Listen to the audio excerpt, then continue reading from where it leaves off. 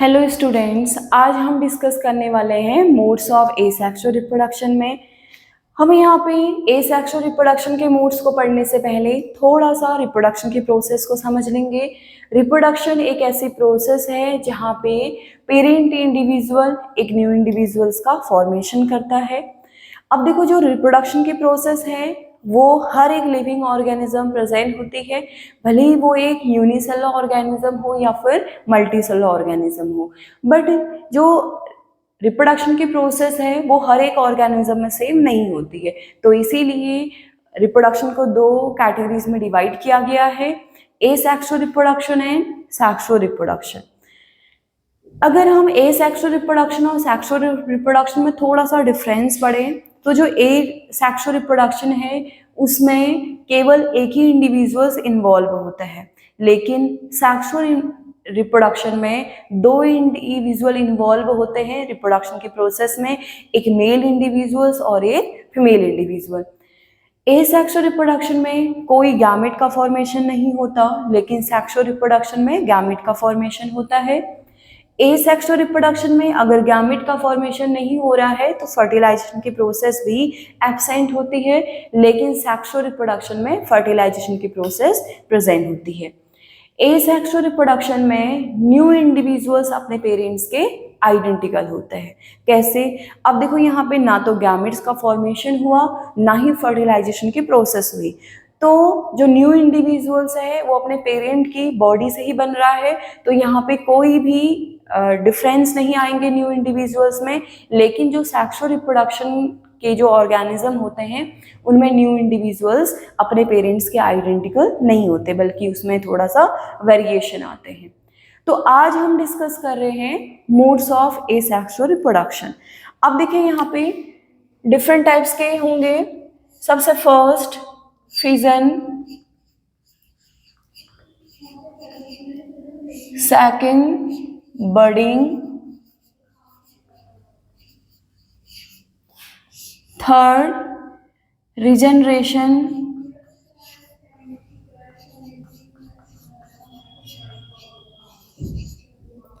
Fourth spore formation,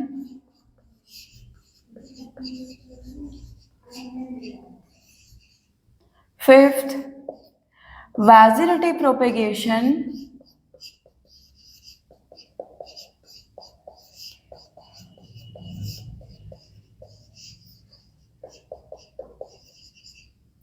and next fragmentation.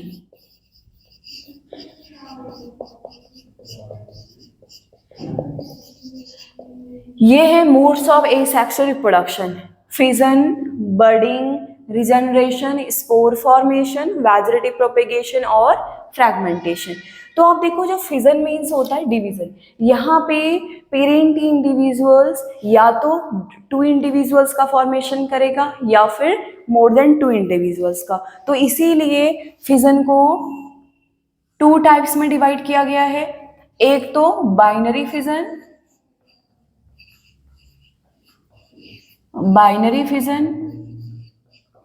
And second multiple fission. Binary fission and multiple fission. Bi means two, यहाँ पे parent individual हमेशा two new individuals का formation करेगा, लेकिन multiple fission में parent individuals more than two individuals का formation करेगा। तो आप देखो, जो बाइनरी फिजन होते हैं ये होते हैं थ्री टाइप के: simple binary fission, longitudinal binary fission और ट्रांसवर्स बाइनरी फिजन। तो यहाँ पे हम लिख लेंगे simple binary fission,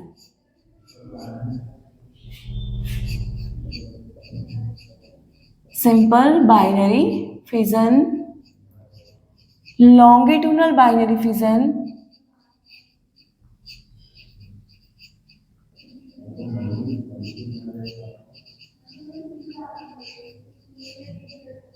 longitudinal binary fission और ट्रांसवर्स बाइनरी फिजन।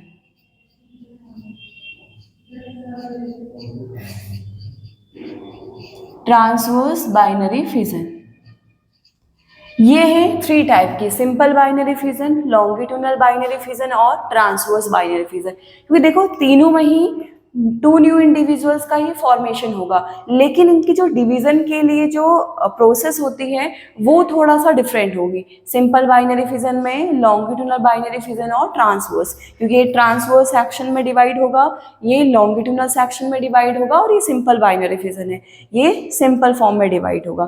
तो जब हम इनके टाइप्स पढ़ेंगे तब आपको समझ में आएगा। और यहाँ पे मल्टीपल फिजन एक ही टाइप्स का होता है। जरा हम इसमें एग्जाम्पल लिख लेते हैं। सिंपल बाइनरी फिजन का एग्जाम्पल है amoeba, amoeba. Longitudinal binary fission का एग्जाम्पल यूग्लिना, और ट्रांसवर्स बाइनरी फिजन का एग्जाम्पल पैरामीशियन।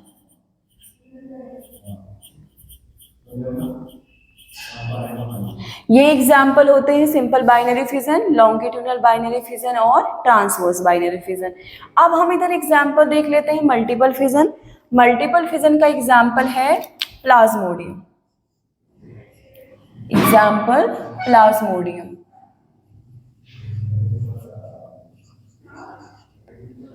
जिसे प्रोटोजोअल पैरासाइट बोलते हैं, प्लाज्मोडियम जो मलेरिया डिजीज कॉज करता है। बर्डिंग का एग्जाम्पल यहाँ पे 2 होंगे, एक तो होगा हाइड्रा एंड सेकंड ईस्ट में देखने को मिलेगा। हाइड्रा एक टाइप का मल्टीसेलुलर ऑर्गेनिज्म है, लेकिन ईस्ट एक टाइप का यूनिसेलुलर फंगस होता है। रिजनरेशन की प्रोसेस होती है प्लेनेरिया में, प्लेनेरिया रिजनरेशन की प्रोसेस। स्पोर फॉर्मेशन प्रेजेंट होता है राइजोपस में, राइजोपस। वेजिटेटिव प्रोपेगेशन, अब देखो वेजिटेटिव प्रोपेगेशन 2 टाइप के होते हैं, natural types of artificial type. इसको हम अलग टॉपिक में डिस्कस करेंगे, इनके काफी एग्जाम्पल हैं। फ्रैगमेंटेशन, अभी हम सिर्फ जिनके 1-2 एग्जाम्पल हैं वही लिख रहे हैं। फ्रैगमेंटेशन होता है स्पाइरोगाइरा, एक टाइप की एल्गी में, ये होगी। तो इस तरीके से हमने कुछ एग्जाम्पल पढ़ लिए हैं मोड्स ऑफ एसेक्सुअल रिप्रोडक्शन के। अब हम डिस्कस करने वाले हैं डिटेल में बाइनरी फिजन को।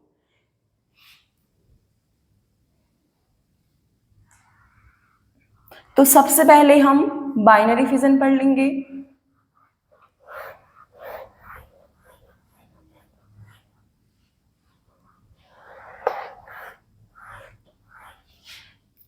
तो हम हेडिंग लिख लेंगे बाइनरी फिजन।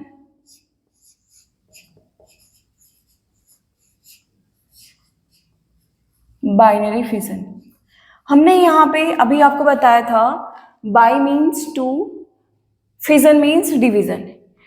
यहाँ पे जो बाइनरी फिजन होगा, भले ही वो किसी भी एग्जाम्पल में हम देखें, अमीबा में देखें, यूग्लिना में देखें, पैरामीशियम में देखें, पेरेंट इंडिविजुअल्स 2 न्यू इंडिविजुअल्स का फॉर्मेशन करेगा। तो यहाँ पे सबसे पहले हम बाइनरी फिजन में पढ़ लेते हैं simple binary fission. Simple binary fission,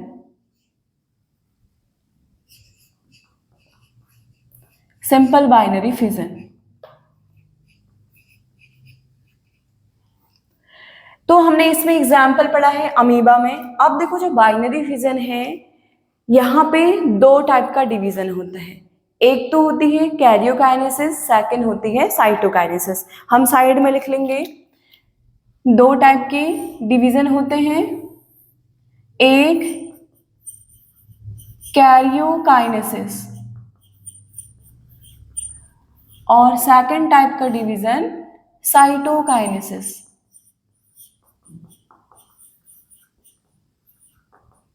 Karyokinesis means division of nucleus, cytokinesis means division of cytoplasm। तो हम लिख लेंगे यहाँ पे karyokinesis means division of nucleus, cytokinesis means division of cytoplasm। Division of nucleus and division of cytoplasm. अब देखिए हम पढ़ रहे हैं बाइनरी फिजन, उसमें हम पढ़ रहे हैं सिंपल बाइनरी फिजन। हमने एग्जाम्पल लिखा है वहां पे अमीबा। तो आप देखो हम अमीबा का स्ट्रक्चर बना लेंगे। अमीबा का प्रॉपर शेप एंड साइज नहीं होता है, तो इसीलिए अमीबा देखिए, और साथ में अमीबा एक टाइप का यूनिसेलुलर यूकैरियोटिक ऑर्गेनिज्म है। अमीबा एक टाइप का यूनिसेलुलर यूकैरियोटिक ऑर्गेनिज्म है। अब देखिए यहाँ पे हमें दो चीजों से मतलब है, क्योंकि यहाँ पे एक न्यूक्लियस डिवाइड होगा और दूसरा साइटोप्लाज्म। तो हम सेंटर में बना लेंगे न्यूक्लियस। यूकैरियोटिक ऑर्गेनिज्म है तो nucleus, well developed nucleus present होगा और साइटोप्लाज्म। अब देखिए ये तो है न्यूक्लियस और लिख लिया हमने साइटोप्लाज्म।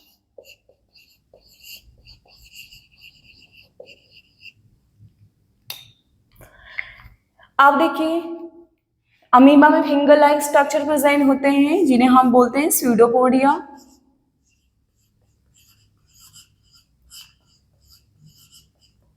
स्यूडोपोडिया। अब देखो, अब यहाँ पे तो टू टाइप का डिवीजन होगा। एक तो डिवीजन होगा न्यूक्लियस पे, एक डिवीजन होगा साइटोप्लाज्म में। तो सबसे पहले न्यूक्लियस डिवाइड करेगा, फिर जाके साइटोप्लाज्म में डिवाइड करेगा। तो अब देखो ये एक पेरेंट इंडिविजुअल है, एक पेरेंट अमीबा है। अब इसकी बॉडी में रिप्रोडक्शन की प्रोसेस होगी, मीन्स एक नया इंडिविजुअल प्रोड्यूस करेगा। तो सबसे पहले यहाँ पे होगी कैरियोकाइनेसिस। यहाँ पे हम पढ़ लेंगे सबसे पहले कैरियोकाइनेसिस। कैरियोकाइनेसिस मीन्स अब ये डिवीजन होगा न्यूक्लियस पे, तो एक बहुत तेजी से डिवाइड नहीं करेगा न्यूक्लियस, बल्कि सबसे पहले एक इलोंगेटेड न्यूक्लियस में कन्वर्ट होगा। तो अमीबा का स्ट्रक्चर पूरा सेम ही रहेगा,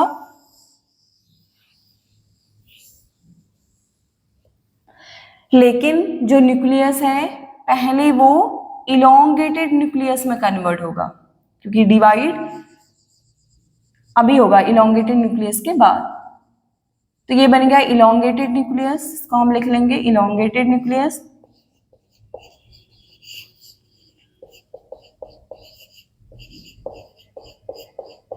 ये है इलोंगेटेड न्यूक्लियस। और इस अमीबा में यहाँ पे हमने लिख लिया है साइटोप्लाज्म। अब देखिए कैरियोकाइनेसिस कंप्लीट होगी, दो पार्ट्स में न्यूक्लियस डिवाइड होगा और साथ में हम दिखाएंगे वहां पे साइटोप्लाज्म का डिवीजन। तो आप देखिए इसमें साइटोकाइनेसिस हम करवा देंगे, साइटोकाइनेसिस। अब देखिए यहाँ पे जब हम साइटोकाइनेसिस करवा रहे हैं तो तब तक न्यूक्लियर डिवीजन कंप्लीट हो चुका होगा, क्योंकि उसी के बाद ही साइटोप्लाज्म में डिवीजन होगा। तो यहाँ पे न्यूक्लियस दो पार्ट्स में डिवाइड होगा, मतलब प्रॉपर टू न्यूक्लियस का फॉर्मेशन करेगा, और साथ में जो अमीबा की बॉडी है ये डिवाइड करने वाली है, तो इसीलिए बॉडी कॉन्ट्रैक्शन की स्टेज में आ जाएगी। तो नेक्स्ट हम देखते हैं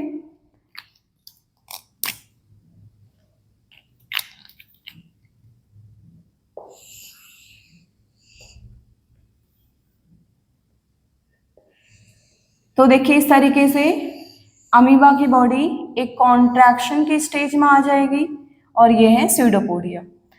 तो आप देखो यहाँ पे जो न्यूक्लियस है वो टू पार्ट्स में डिवाइड कर चुका होगा, मतलब दो न्यूक्लियस में डिवाइड कर चुका होगा, और साथ में इसका जो साइटोप्लाज्म है अब वो डिवाइड होगा। इस तरीके से बॉडी, अमीबा की बॉडी कॉन्ट्रैक्ट करेगी और ये अमीबा टू इक्वल पार्ट्स में डिवाइड हो जाएगा। तो अब हम देखते हैं, ये हम पढ़ रहे हैं simple binary fission, amoeba two parts में डिवाइड होगा। तो देखिए यहाँ पे टू न्यू इंडिविजुअल्स का फॉर्मेशन हो जाएगा, टू अमीबा का फॉर्मेशन होगा। तो जो नए अमीबा बनेंगे उन्हें हम बोलेंगे डॉटर सेल्स। तो यहाँ पे टू डॉटर सेल्स का फॉर्मेशन होगा। तो यहाँ पे जो न्यूक्लियस पहले ही डिवाइड हो चुका था टू पार्ट्स में, अब तो सेल भी डिवाइड हो चुका है। इस तरीके से साइटोप्लाज्म में दो अलग अलग अमीबा में इक्वल अमाउंट में ट्रांसफर हो जाएगा, और इस तरीके से ये जो टू न्यू डॉटर सेल्स बन जाएंगे, new daughter cell.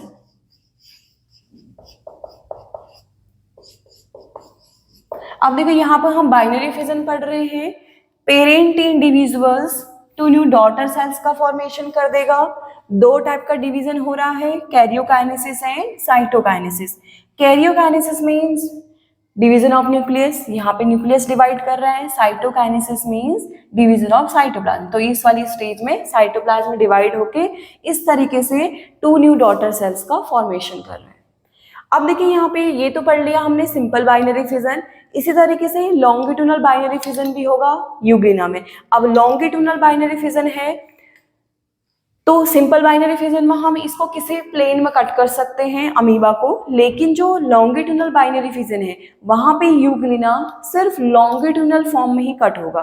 Means longitudinal form में कट होके या फिर डिवाइड होके टू न्यू डॉटर सेल्स का फॉर्मेशन करेगा। ऐसे ही पैरामीशियम ये ट्रांसवर्स सेक्शन में डिवाइड होके टू न्यू डॉटर सेल्स का फॉर्मेशन करेगा। तो इसीलिए सबके एग्जाम्पल अलग अलग है और डॉटर सेल सबके टू ही बनेंगे। तो अब हम पढ़ रहे हैं मल्टीपल फिजन। इसके बाद हम पढ़ रहे हैं multiple fission.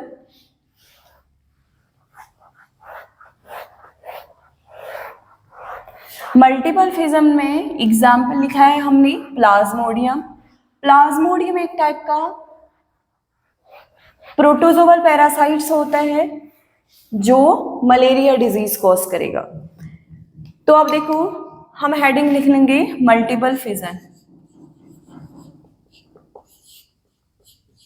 Multiple fission Plasmodium जो मलेरियल डिजीज कॉज करेगा।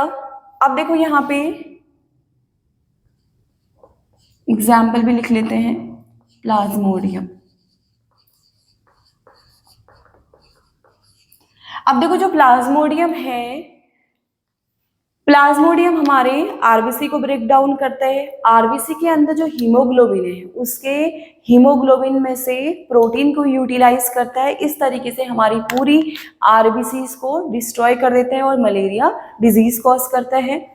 अब देखिए इसको हम प्लाज्मोडियम को आरबीसी के सेल में दिखा रहे हैं। ये है आरबीसी सेल। सपोज मान लें ये आरबीसी सेल है। अब देखो आरबीसी के सेल के इनसाइड है प्लाज्मोडियम पैरासाइट्स। अब देखो प्लाज्मोडियम पैरासाइट्स है तो इसमें एक सिंगल सेल्ड ऑर्गेनिज्म होता है। तो हम देख रहे हैं ये प्लाज्मोडियम का सेल होगा और उसका ये न्यूक्लियस होगा, क्योंकि यहाँ पे हमें दो टाइप के डिवीजन करने हैं, कैरियोकाइनेसिस साइटोकाइनेसिस। लेकिन ध्यान देना है आपको, बाइनरी फिजन में तो दोनों टाइप के डिवीजन होते हैं, कैरियोकाइनेसिस भी हुई थी और साइटोकाइनेसिस भी हुई थी। लेकिन मल्टीपल फिजन में सिर्फ और सिर्फ कैरियोकाइनेसिस होगी, साइटोकाइनेसिस एब्सेंट होगी। तो यहाँ पे हमने प्लाज्मोडियम का न्यूक्लियस दिखाया है। अब देखो क्या होगा, ये जो प्लाज्मोडियम पैरासाइट्स है उसका न्यूक्लियस कैरियोकाइनेसिस करेगा। Means division of nucleus karyokinesis की स्टेज में होगा। अब देखो बाइनरी फिजन में तो हमने टू ही न्यूक्लियस का फॉर्मेशन करे था, लेकिन कैरियोकाइनेसिस जब हम मल्टीपल फिजन में करते हैं, यहाँ पे मैं फर्स्ट से आपको बता चुकी थी कि एक से ज्यादा इंडिविजुअल्स प्रोड्यूस होंगे। तो जो कैरियोकाइनेसिस होगी उस पर बहुत सारे न्यूक्लियाई का फॉर्मेशन होगा। तो हम देखते हैं नेक्स्ट स्टेज में ये आरबीसी की सेल्स है, ये आरबीसी की सेल है। तो जब कैरियोकाइनेसिस कर रहा है प्लाज्मोडियम पैरासाइट्स तो ये बहुत सारे न्यूक्लियाई का फॉर्मेशन कर रहा है। मींस जो कैरियोकाइनेसिस हो रही है वो काफी टाइम हो रही है, सिर्फ 2 टाइम नहीं हो रही है। इस तरीके से बहुत सारे न्यूक्लियाई का फॉर्मेशन हो जाएगा। अब देखो ये जो प्लाज्मोडियम पैरासाइट्स है ये अपनी प्रोटेक्शन के लिए इस आरबीसी के इनसाइड्स एक प्रोटेक्टिव लेयर का फॉर्मेशन भी करेगा, एक प्रोटेक्टिव लेयर का फॉर्मेशन करेगा जिसे हम बोलते हैं सिस्ट, प्रोटेक्टिव लेयर।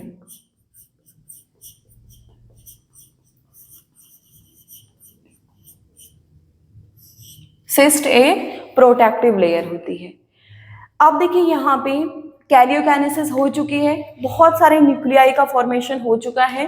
अब देखो क्या होगा, ये न्यूक्लियाई अपने आप को सेल से कवर कर लेंगे, कोई साइटोकाइनेसिस की प्रोसेस नहीं होगी, खुद पे खुद वो अपने आप को सेल से कवर कर लेंगे। तो अब नेक्स्ट स्टेज में देखो, ये आरबीसी की सेल है,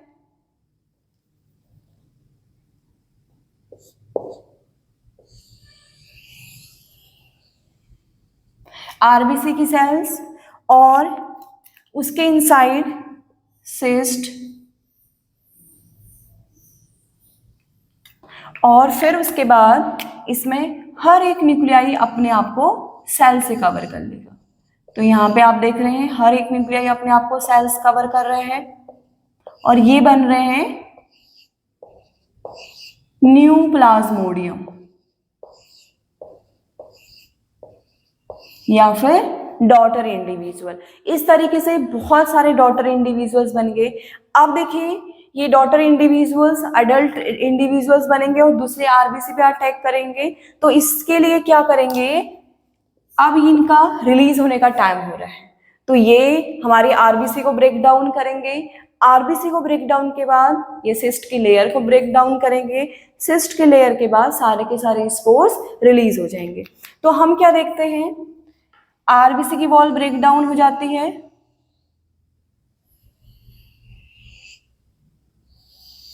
आरबीसी की वॉल ब्रेक डाउन हो जाती है, और साथ में सिस्ट की लेयर भी ब्रेक डाउन हो जाती है, और जो न्यू इंडिविजुअल्स बने हैं वो सारे के सारे रिलीज हो जाएंगे बाहर, ताकि वो नए आरबीसी पे आप फिर से अटैक कर पाए। तो इस तरीके से ये बहुत सारे डॉटर सेल्स बन जाएंगे। सारे के सारे प्लाज्मोडियम पैरासाइट जो न्यू इंडिविजुअल्स हैं वो रिलीज हो जाएंगे आरबीसी की वॉल और सिस्ट की लेयर को ब्रेक डाउन करते हुए। तो इस तरीके से मल्टीपल फिजन कंप्लीट होता है, जहां पे मल्टीपल इंडिविजुअल्स का फॉर्मेशन हो रहा है।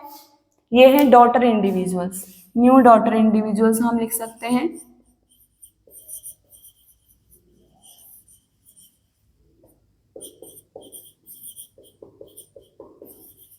New daughter individual. अब देखिए मल्टीपल फिजन कंप्लीट हो चुका है, हम अब आगे पढ़ते हैं बडिंग की प्रोसेस। अब बडिंग का हमने एग्जाम्पल लिखा था हाइड्रा और ईस्ट। हाइड्रा एक टाइप का यूनिसेलुलर ऑर्गेनिज्म है, नहीं सॉरी, हाइड्रा एक टाइप का मल्टीसेलुलर ऑर्गेनिज्म है, लेकिन ईस्ट एक टाइप का यूनिसेलुलर फंगस होता है। तो यहाँ पे हम सबसे पहले हाइड्रा पढ़ लेते हैं, हाइड्रा का बडिंग की प्रोसेस पढ़ रहे हैं हम।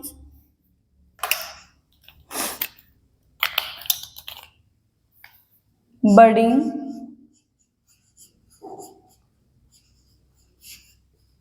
बडिंग में हम एग्जाम्पल पढ़ते हैं हाइड्रा। तो हाइड्रा का डायग्राम हम बना लेंगे।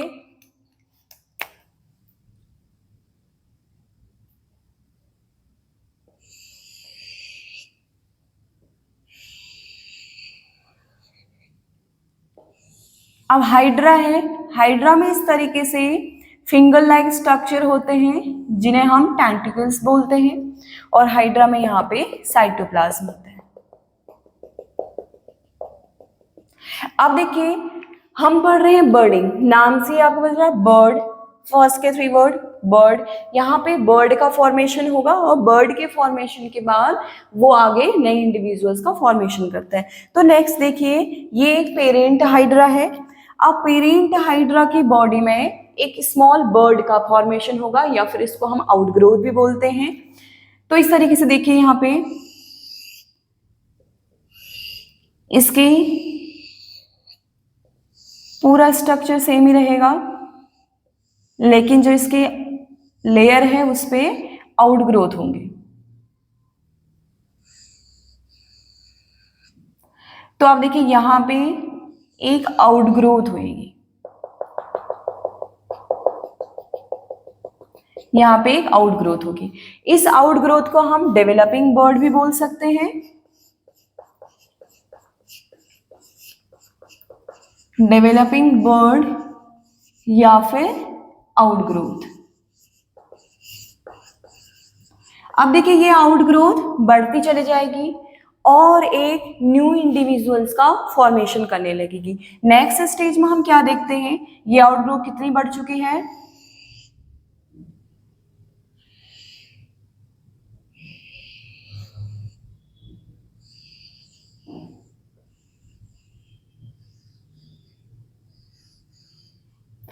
अब देखो नेक्स्ट स्टेज में ये आउटग्रोथ इतनी बढ़ चुकी है। अब धीरे धीरे जो नया हाइड्रा हो पेरेंट हाइड्रा जैसा बनेगा, तो हम देखते हैं इसमें टेंटिकल्स का फॉर्मेशन भी होना शुरू हो गया है। ये इस तरीके से न्यू हाइड्रा बनाने जा रहा है। अब देखो नेक्स्ट स्टेज में पूरी तरीके से हाइड्रा एक न्यू हाइड्रा में डेवलप हो चुका होगा और फिर उसके बाद वो अपने पेरेंट्स की बॉडी से सेपरेट हो जाएगा। तो यहाँ पे हम देखते हैं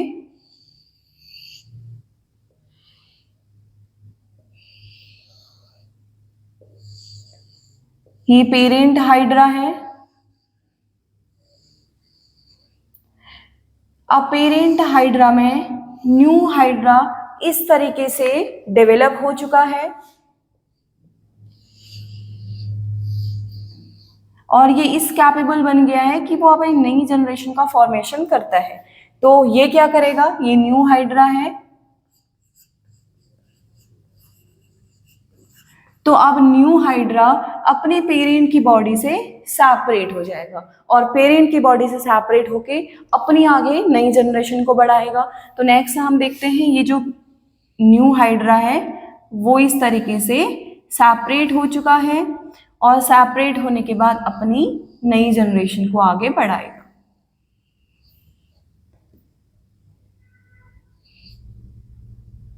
न्यू हाइड्रा सेपरेट हो चुका है, तो ये है न्यू हाइड्रा, यहाँ पे हमें लिखा ही है जो अपने पेरेंट की बॉडी से सेपरेट हो चुका है।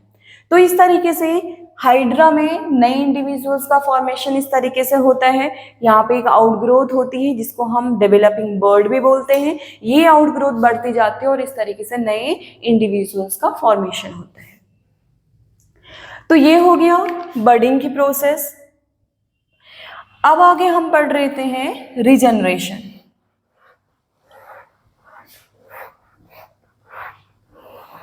रीजनरेशन का एग्जाम्पल होता है प्लेनेरिया। रीजनरेशन होता है प्लेनेरिया में, तो यहां पे रीजनरेशन लिखेंगे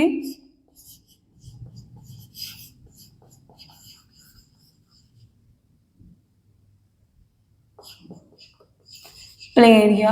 अब देखो पेरेंट प्लेनेरिया हम बना रहे हैं,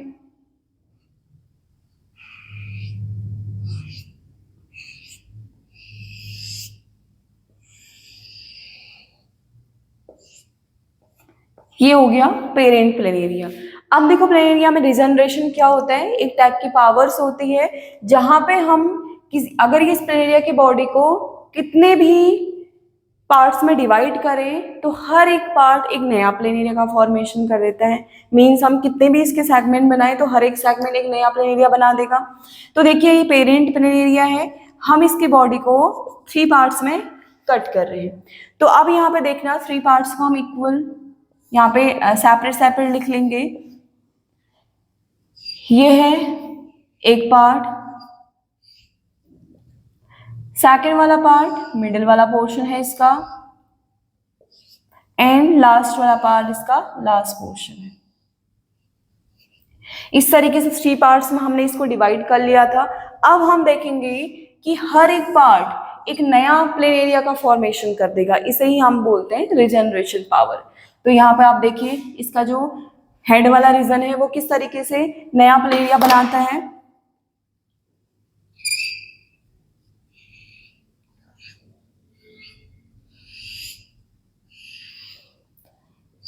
एक प्लेन एरिया पूरा बन चुका है। नेक्स्ट मिडिल वाला पोर्शन पूरा का पूरा प्लेन एरिया का फॉर्मेशन कर देगा।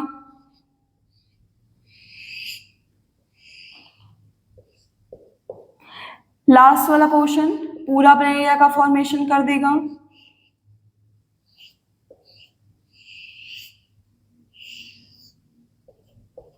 तो ये सारे के सारे न्यू इंडिविजुअल्स हैं। ये सब के सब न्यू इंडिविजुअल है।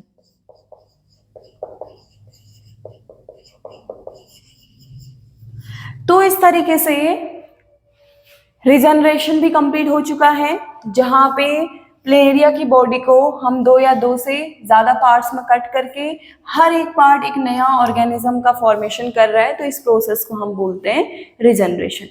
अब आगे देखिए, रिजनरेशन के बाद हमारा next mode of asexual reproduction है और बच गया है स्पोर फॉर्मेशन, वैजिटेटिव प्रोपेगेशन और फ्रैगमेंटेशन। तो आज के लेक्चर में हम सिर्फ इतने ही टॉपिक पढ़ते हैं। नेक्स्ट हम जितने बचे हुए मोड ऑफ रिप्रोडक्शन हैं उनको पढ़ेंगे, जैसे स्पोर फॉर्मेशन, वैजिटेटिव प्रोपेगेशन और फ्रैगमेंटेशन। Thank you.